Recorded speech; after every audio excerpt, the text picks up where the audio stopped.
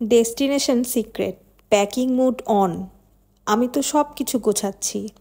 এখন হতে যাচ্ছে সবচেয়ে এক্সাইটিং ব্যাপার। হ্যালো এভরিওয়ান, শুরু করতে যাচ্ছে আজকের ব্লগটি। প্রতি বছরের মতো এই বছরও আমার হাজব্যান্ড আমাকে আমার জন্মদিন উপলক্ষে সবচেয়ে বড় গিফটটা দিতে যাচ্ছে।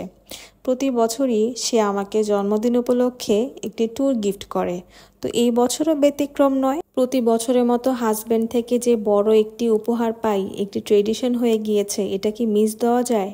তো আমার তো প্রিপারেশন চারিদিক থেকে শুরু হয়ে গিয়েছিল। তো আমি খুবই লাইট নাস্তা করব, ওটস করছি। তো সেই সাথে আমি কালকে রান্না করা সবজি দিয়ে খাবো। আমার তো অনেক বেশি এক্সাইটমেন্ট কাজ করছে। ট্যুর মানেই তো এক্সাইটমেন্ট। প্রথমে শুরু করলাম ব্যাগ গুছানো দিয়ে। লিস্ট তো আগেই তৈরি ছিল, কিন্তু শেষ মুহূর্তে টেনশনের কি সব ঠিক ঠিকানা থাকে? তো নাস্তা করতে করতে আমি আমার বেলুনগুলো দেখছিলাম। আমি কাল রাতেই এই ব্যাগগুলো বের করে রেখেছিলাম। আমি তো ভেবেছি মহসিন দেখে না জানি ভয় পেয়ে যায়, এতগুলো ব্যাগ। এর মধ্যে আমার মেকআপ ব্রাশগুলো ক্লিন করা হয়ে গিয়েছে। এইদিকে একটানা বৃষ্টি শুরু হয়ে গিয়েছে। অনেস্টলি বৃষ্টি আমি পছন্দ করলেও আমার একটু একটু ভয় লাগছে। সারা বিশ্ববাসী দেখছি সামার ভ্যাকেশনে যাচ্ছে, আর আমি এই সময় যাচ্ছি আমার জন্মদিনের ট্যুরে। তো এটা কি রেনি ভ্যাকেশন হয়ে গেল কি না, বা হবে কি না কে জানে। সবাই দোয়া করবেন। আমি আসলে চাচ্ছি যে বৃষ্টি না হোক, যে কয়দিন আমি আসলে ভ্যাকেশনে থাকবো। আর ফাইনালি আমার এই যে টুকটুক করে কিনে রাখা সব আইটেমগুলো এখন পড়ার দিন চলে এসেছে। আলহামদুলিল্লাহ, মাশাল্লাহ।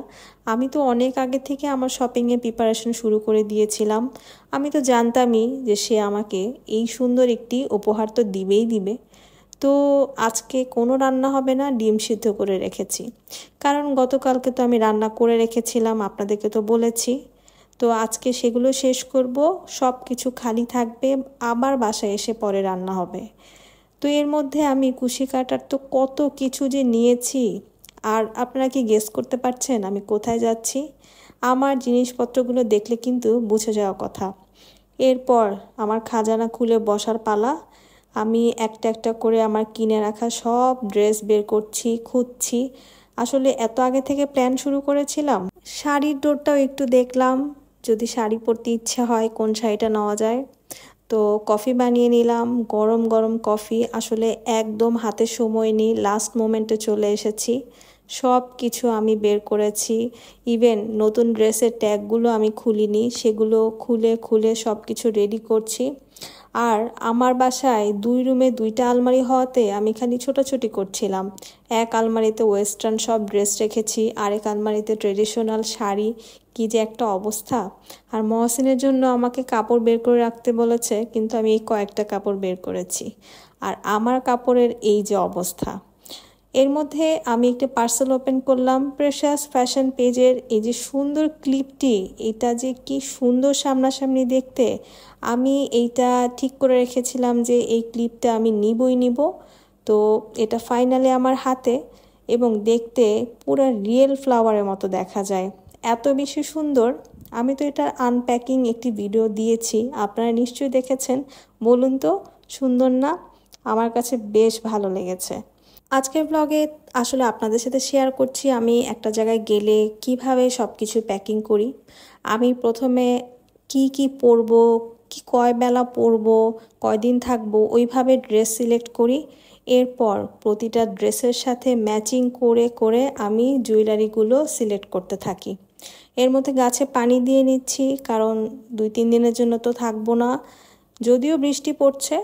তো সব কিছু শেষ করে আমি আমার জুয়েলারির এই কর্নারটাতে বসলাম। এখান থেকে কি কি নেওয়া যায় তা দেখছি, কারণ অনেক কিছু নেওয়া বাকি। ড্রেসের সাথে সব কিছু ম্যাচিং করে করে নিতে আমি অনেক বেশি পছন্দ করি। আমি তো সব কিছু লন্ডভন্ড করে ফেলেছি। এর মধ্যে আমি ড্রেস অনুযায়ী সব কিছু এক এক করে গুছিয়ে রেখে দিয়েছি। এভাবে করি আমি পরবো, আগে থেকে আমি এভাবে ঠিক করে যাই।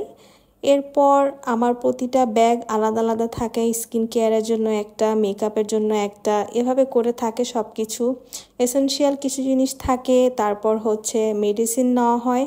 তো এভাবে করে আমি আমার প্যাকিংটা সেরে ফেলি। আলহামদুলিল্লাহ সব কিছু রেডি, এখন শুধু রওনা দেওয়ার পালা। তো গেস করে বলবেন আমরা কোথায় যাচ্ছি।